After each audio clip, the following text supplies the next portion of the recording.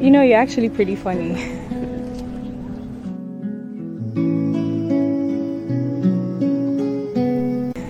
From the little pocket money I received from home, I always tried to set something aside for joy, no matter how small. I made sure I got her gifts. At first, she appreciated them genuinely, but as time went on, something changed. She began to treat those gestures casually, almost dismissively. By then, I was in 300 level, I'll put it here. and she had moved to 200 level. She had also become familiar with some of my female friends. Not very close friends though, but people I talked and laughed with often. Whenever we all sat together, I noticed something about Joy. She would go quiet, watching, just watching. While I got carried away in conversations, she often had little to say. She seemed more reserved, almost naive compared to the others. And slowly, something invincible began to grow between us.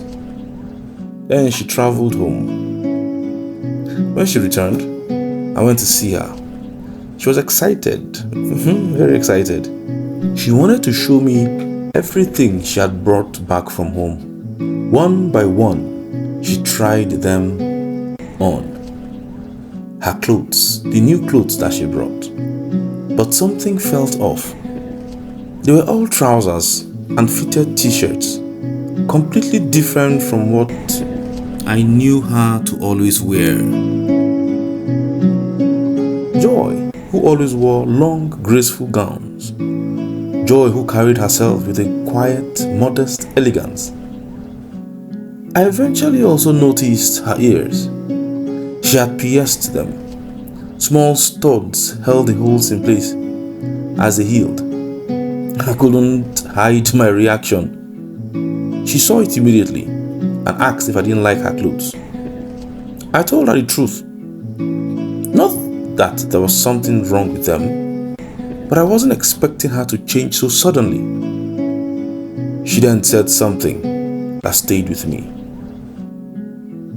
I thought you liked girls who wear trousers and have pierced ears. And then I replied her, gently but honestly, that if that was what I wanted, I wouldn't have come for her in the first place. I liked her for who she was. She quickly said she would stop, that she wouldn't wear them anymore if it made me unhappy. But I told her it wasn't about me. She should only do what she truly wanted, not what she felt pressured to become. That conversation ended there, but that was the beginning of the change. After that, things started shifting, slowly at first, then all at once. We had become almost inseparable. Everyone knew us, our friends, my friends, people in both our hostels. We were a constant.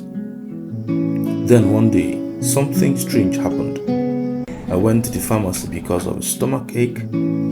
After attending to me, the pharmacist called me aside and began talking seriously about sex, protection, and avoiding pregnancy. He mentioned emergency contraceptives, even called one by name. This was awkward, unexpected. But as he spoke, it became clearer. He was talking about me and Joy. I left confused because at that point, I had started noticing things. Joy had begun buying pregnancy test kits, emergency pills. She would disappear from the hostel sometimes, and no one could clearly say where she was. She also began spending more time with friends I had distanced myself from. Stories started coming in, different versions from different people. Late nights, arguments, fights. Piece by piece, it began to make sense. I was losing her. Not suddenly, but gradually and painfully. One day, it became undeniable. She disappeared for days. No calls, no trace. Even her elder sister reached out to me, worried, asking if I had any idea of where she was. I lied and said she was fine, but deep down, I knew something was wrong. I began searching, seriously, asking questions, following leads. But the people closest to her friends, even her younger sister, kept giving me excuses, half-truths, deflections, until finally it came out. She had traveled with a man. Then, just when everything felt like it was collapsing, she called me. She said she was back, that something happened, and she needed to see me. I rushed to her, and there she was, the same joy I once knew, beautiful, but not the same. She told me a story that didn't add up, about her sister being sick, about needing to travel urgently. I listened quietly. I even asked about her sister, and she said everything was fine with her now. But as she spoke, I knew something inside me already was broken. Because deep down, I could feel it clearly. I had lost her.